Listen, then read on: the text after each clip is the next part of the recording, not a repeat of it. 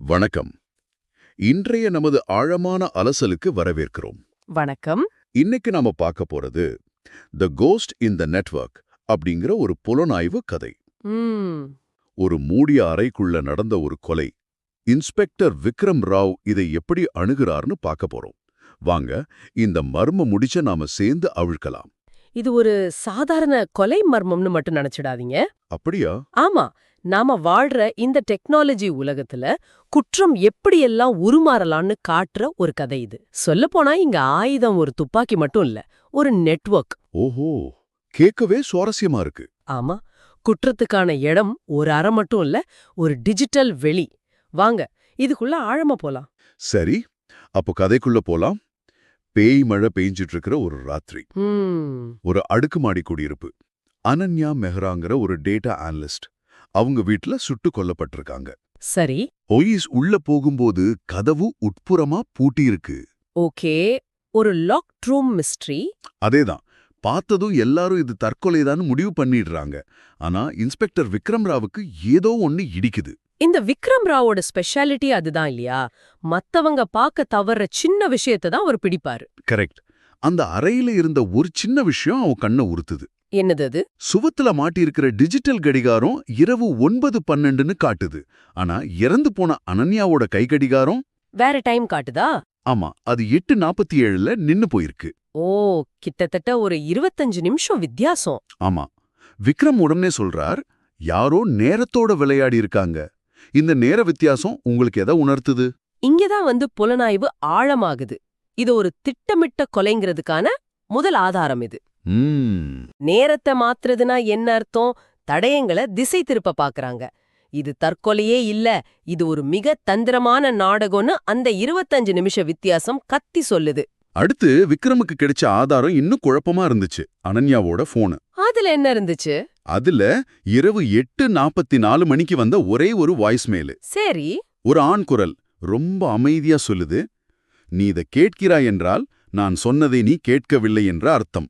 அடேயப்பா, அந்த குரல்ல கோவமே இல்லையா? துளி கூட இல்ல. ரொம்ப நிதானமா இருக்கு. அதுதான் இன்னும் பயங்கரமா இருக்கு. அந்த வாய்ஸ்மெயிலோட துணி தான் இங்க ரொம்ப முக்கியம். அது உணர்ச்சி வசப்பட்ட ஒருத்தரோட குரலே இல்ல. ஆமா. எப்படி சொல்றது? ஒரு வேலைய கச்சிதமா முடிச்ச ஒரு திருப்தி அதுல தெரியுது. அனன்யாவுக்கு தப்பிக்க ஒரு சான்ஸ் கொடுத்ததாகவும் அவங்க அதை மிஸ் பண்ணிட்டாங்கன்னு அந்த குரல் சொல்லாம சொல்லுது. இது ஒரு பர்சனல் பிரச்சனை மாதிரி தெரியலையே. கரெக்ட். இது ஒரு தனிப்பட்ட பகை என்பதை விட ஒரு தொழில்முறை எச்சரிக்கை மாதிரி இருக்கு. ஆனா விக்ரமை ஈர்த்தது அந்த குரல் மட்டுமல்ல. வேற என்ன? அந்த வாய்ஸ்மெயிலோட பின்னாடியில ஒரு மெல்லிய சத்தம். என்ன சத்தம்? ஒரு சீலிங் ஃபேனோட சத்தம். மெதுவா கிளிக் வெர் கிளிக் அப்படின்னு சுத்துற சத்தம் கேக்குது. ஓஹோ. ஆனா ஆச்சரியம் என்னன்னா, அனன்யாவோட வீட்ல சீலிங் ஃபேனே கிடையாது. என்னது? ஆமா, அது சென்ட்ரல் ஏசி இருக்கிற ஒரு அபார்ட்மெண்ட். இது ஒரு அற்புதமான கண்டுபிடிப்பு. அப்ப கொலைகாரன் அந்த அறையிலேயே இல்ல. கரெக்ட். அந்த வாய்ஸ்மெயில் வேற எங்கிருந்தோ ரெக்கார்ட் பண்ணப்பட்டிருக்கு. அதாவது பூட்டப்பட்ட அறைக்குள்ள கொலைகாரன் இல்ல. அவன் ஒரு நிழல் மாதிரி கண்ணுக்கு தெரியாத ஒரு நெட்வொர்க் உள்ள இருக்கான். ஆமா, அவன் எங்கேயோ பாதுகாப்பா இருந்துட்டு இதை இயக்கி இருக்கான். அப்ப அடுத்த கேள்வி வருது, அனன்யாவை ஏன் கொல்லணும்? அவங்க லேப்டாப்ல ஃபைனல் கிளீன் டாட் எக்ஸ்எல்எஸ் அப்படின்னு ஒரு ஃபைல் இருக்கு. சரி. அதுல பல பெயர்கள், வெளிநாட்டு பேங்க் அக்கவுண்ட்டுகள், பண பரிவர்த்தனைன்னு ஒரு பெரிய லிஸ்டே இருக்கு. ஆபீஸ்ல விசாரிக்கும் போது அவங்க மேனேஜர் ஒரு விஷயம் சொல்றாரு. என்னது? அனன்யா தானா முன்வந்து ஒரு தனியார் தணிக்கை செஞ்சுட்டு இருந்ததா சொல்றார். தனியார் தணிக்கையா? ஆமா, அந்த தானா முன்வந்ததுங்கிற வார்த்தை தான் முக்கியம். அவங்க ஆபத்தான ஒரு ஏரியாக்குள்ள நுழைஞ்சிட்டாங்கன்னு அர்த்தம். அந்த எக்ஸல் ஷீட் தான் கொலைக்கான காரணம். அவங்க ஒரு டேட்டா அனலிஸ்ட். தகவல்களை பின்தொடர்வது அவங்க வேலை தானே? ஆமா, ஆனா இந்த தடவை அந்த தகவல்கள் அவங்கள ஒரு பெரிய புள்ளி கிட்ட கொண்டு போய் சேர்த்திருக்கு. அந்த புள்ளி ராகவ் மல்ஹோத்ரா, ஒரு பெரிய தொழிலதிபர். கரெக்ட். ஆனா பிரச்சனை என்னன்னா, கொலை நடந்த அன்னைக்கு அவர் நூத்துக்கணக்கான பேர் கலந்துகிட்ட ஒரு விழால இருக்கார். அவரை நெருக்கவே முடியாதா? வாய்ப்பே இல்ல. இது ஒரு புத்திசாலித்தனமான அமைப்பு. சக்தி வாய்ந்த எதிரி எப்போதுமே திரைக்கு பின்னால இருந்துதான் செயல்படுவான். அவனோட அலிபி ஒரு எகு கோட்டை மாதிரி. அப்போ இது உடல் ரீதியான பிரசன்ஸ் பத்தின கேஸே இல்ல. இல்லவே இல்ல. இது முழுக்க முழுக்க அதிகாரத்தையும் டெக்னாலஜி அணுகலையும் பற்றியது. கதை இப்ப மறுபடியும் குற்ற இடத்துக்கே வருது. சிசிடிவி பதிவுகள்ல யாரும் அனன்யாவுக்கு பிறகு உள்ள போகல. ஆனா லிஃப்ட் கண்ணாடியோட பிரதிபலிப்புல ஒரு நிழல், தீயணைப்பு படிக்கட்டுல வெறும் கால் தடங்கள்னு சில க்ளூஸ் இருக்கு. ஆனா விக்ரமுக்கு தெரியும் இதெல்லாம் திசை திருப்புற வேலைன்னு. இங்கதான் கதை நம்மள ஒரு பக்கம் இழுத்துட்டு போகுது. ஆனா உண்மையான திருப்புமுனை தொழில்நுட்பத்துல தான் இருக்கு. ஆமா, விக்ரம் மறுபடியும் அந்த அறைக்குள்ள போறாரு. சந்தேகமா அந்த இடத்த நோட்டமிடுறாரு. அப்போதான் அவருக்கு அந்த வாய்ஸ் மெயில் ஞாபகம் வருது, அந்த சீலிங் ஃபேன் சப்தம். கிளிக், விர், கிளிக். ஆமா, அவர் தலைய உயர்த்தி பார்க்கும்போது ஃபேன் இருக்க வேண்டிய இடத்துல ஒரு ஸ்மோக் டிடெக்டர் இருக்கு. சரி. அதை திறந்து பார்க்கறார். உள்ளே ஒரு சின்ன கேமராவும் ஒரு ஸ்பீக்கரும் இருக்கு. அடேங்கப்பா. அப்போதான் அவருக்கு எல்லாம் புரியுது, அந்த வீடு ஒரு ஸ்மார்ட் ஹோம். ஆமா, கதவு, விளக்குகள், ஏசி எல்லாமே இன்டர்நெட் மூலமா இயக்கப்படுற ஒரு வீடு. விக்ரம் இன்னும் ஆழமா ஆய்வு செய்யும்போது ஒரு அதிர்ச்சியான உண்மையை கண்டுபிடிக்கிறார். அது என்ன? அந்த வீட்ல அலங்கார பொருளா வைக்கப்பட்டிருந்த ஒரு உலோக சிற்பத்துக்குள்ள ஒரு துப்பாக்கி மறைச்சு வைக்கப்பட்டிருக்கு. என்னது, துப்பாக்கியா? ஆமா, அதையும் நெட்வொர்க் மூலமா இயக்க முடியும். ஒரு நிமிஷம். ஒரு ஸ்மோக் டிடெக்டர்ல கேமராவா, அதெல்லாம் சரி. ஆனா ஒரு அலங்கார பொருளை துப்பாக்கியா மாத்தி அத நெட்வொர்க் மூலமா இயக்க முடியுமா?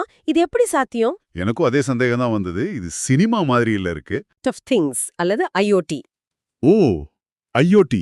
நாம எல்லாரும் இப்போ அமேசான் அலெக்சா, கூகுள் ஹோம்லாம் வச்சிருக்கோம் இல்லையா? லைட்ட போடுன்னு சொன்னா அது செய்துதானே?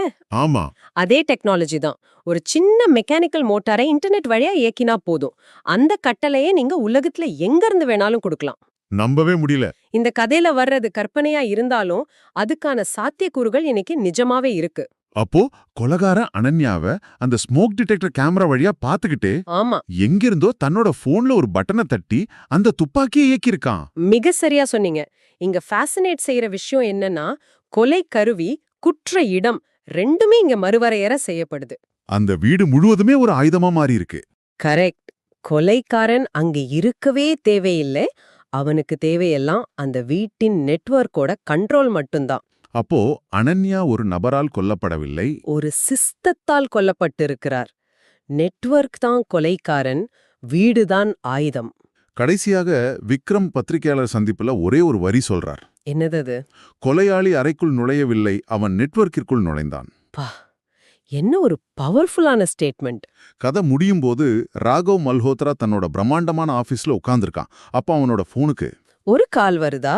அடையாளம் தெரியாத எண்ணிலிருந்து ஒரு மிஸ்டு கால் வருது. முதன்முறையா அந்த சக்தி வாய்ந்த மனிதனோட முகத்துல பயம் தெரியுது.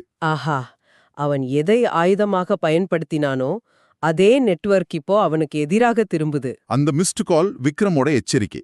ஆமா, நான் உன்னோட நெட்வொர்க்குள்ள நுழைஞ்சிட்டேன், இனி நீ எங்கேயும் ஒளிய முடியாதுன்னு விக்ரம் சொல்லாம சொல்றாரு. டிஜிட்டல் யுகத்துல யாரும் முழுமையா பாதுகாக்கப்படலங்கிறத இது காட்டுது. இந்த கதையை உங்களுக்காக அலசிய பிறகு ஒரு சிந்தனை உங்களிடம் விட்டு செல்கிறோம். சொல்லுங்க. ஒரு ஸ்மார்ட் ஹோம் சிஸ்டம் மூலமா ஒரு கொலை நடக்குதுன்னு இந்த கதை காட்டுது.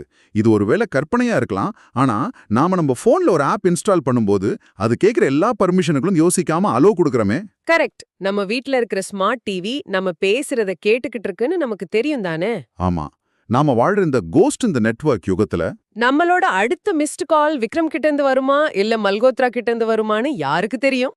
நம்முடைய வசதிக்காக உருவாக்கப்பட்ட தொழில்நுட்பமே நமக்கு எதிராக திரும்பும்போது குற்றத்திற்கான இடம் எங்கே தொடங்கும், எங்கே முடியும்? இதை சிந்தித்து பாருங்கள்.